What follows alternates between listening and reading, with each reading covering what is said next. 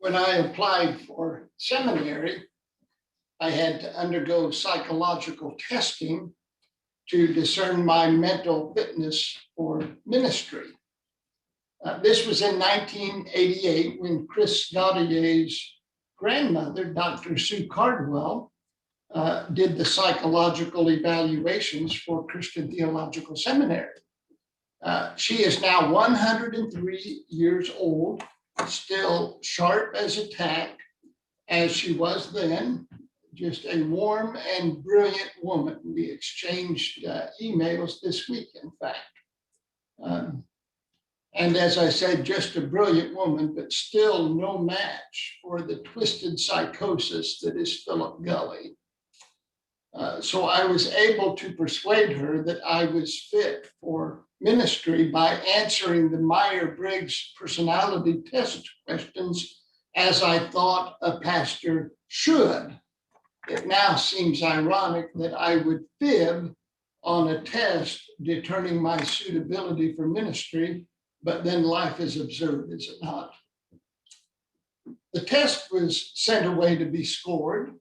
Then I met again with Dr. Cardwell, who told me the test indicated my personality was well suited for ministry, but warned me that I had to guard against burnout because the test revealed a tendency to care too much, that I would take on the pain and suffering of others too readily and eventually become exhausted.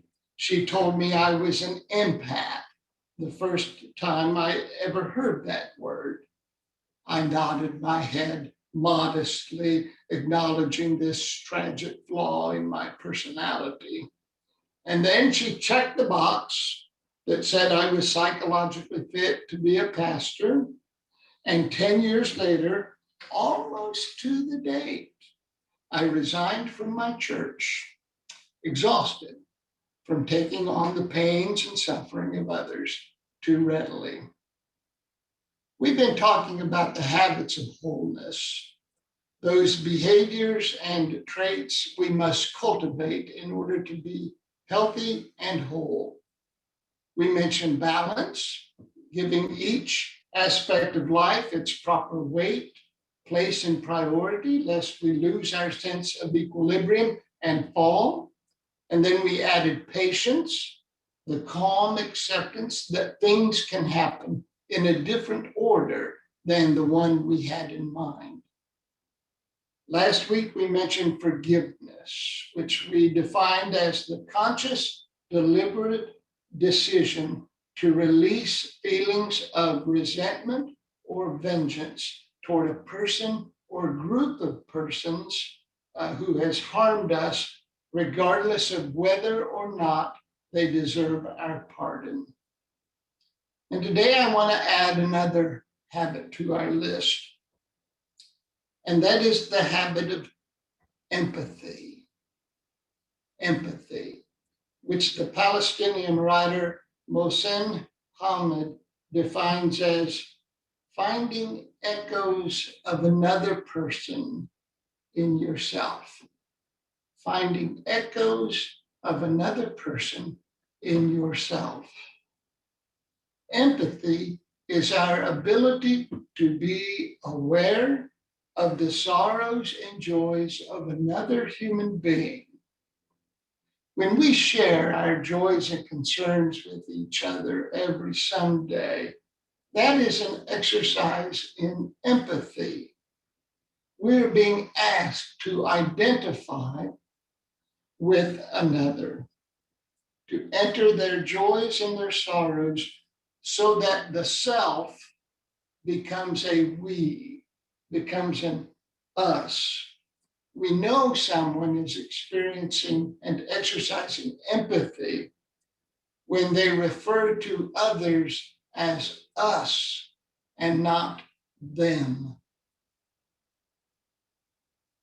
Think for a moment about those stories of Jesus you most admire and appreciate, the stories that move and inspire you the most. What do they all have in common?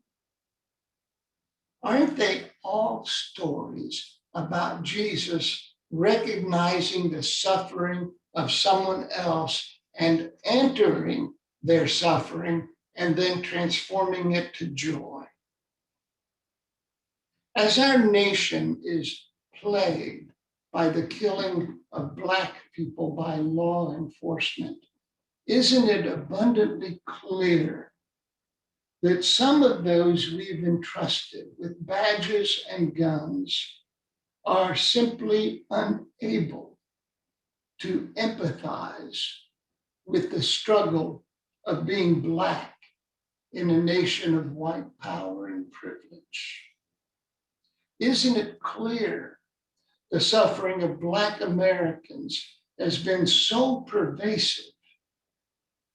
Many white Americans can't begin to understand their pain and have no desire to acknowledge it. Sadly, just as our nation desperately needs empathy, too many Americans aren't willing to cultivate it. I was flipping through radio stations the other night. I was driving an unfamiliar car and couldn't plug in my own music. So I was just flipping through the radio, trying to find something to listen to. And I came upon a radio host say, America stopped being a racist nation in 1863 when the Emancipation Proclamation was passed. The host's website describes the host as feisty. It said she was feisty, which is inaccurate. She isn't feisty, she is clueless, which makes empathy impossible, since awareness is essential to empathy. We cannot sympathize with those in pain without first becoming aware of their pain. Like any good thing, of course, empathy can be crippling. Too much empathy can be crippling. We've all known people who've immersed themselves so deeply in the suffering of others, who absorb the pain of others so much, so completely, that they are eventually crippled by the very pain they were hoping to alleviate. Therefore, whole and healthy people cultivate also the habit of balance, which we discussed earlier, another habit of wholeness. This explains why Jesus, after engaging and healing and teaching and consoling, often went away to a quiet place. Solitude and quiet are not the opposites of empathy. They are the sustainers of it. If you find yourself unable to have empathy for others, it might be that you need to get away to a quiet place for a while.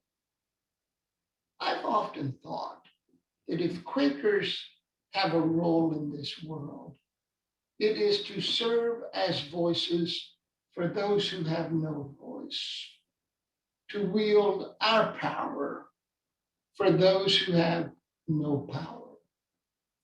One of the leading lights of Quakerism, Elizabeth Fry, visited the Newgate prison in 1812, where she discovered women and children lying in filth, naked and starving. She returned the next day with food and clothing and books and other Quakers. And not just that day, but many days after, badgering English officials to reform the British justice system, keeping at the task decade after decade until needed reforms took place. When that happened, she opened a school for nurses. In our own nation, the Quaker Jim Corbett, an Arizona rancher, began the sanctuary movement to assist refugees fleeing U.S. sanctions war in El Salvador and Guatemala. Arrested for violating U.S. immigration laws, he kept at it, enlisting over 500 congregations across the United States to help thousands of refugees find freedom and safety in our nation, laboring 4 decades until his death in 2001. Not many people outside of Quakerism know anything at all about Elizabeth Fry or Jim Corbett. But now that you have been made aware, perhaps you, like them, can cultivate the habit of empathy so that years from now, your memory is treasured by those whose salty tears you've tasted, then wiped away. Let us enter into open worship, friends.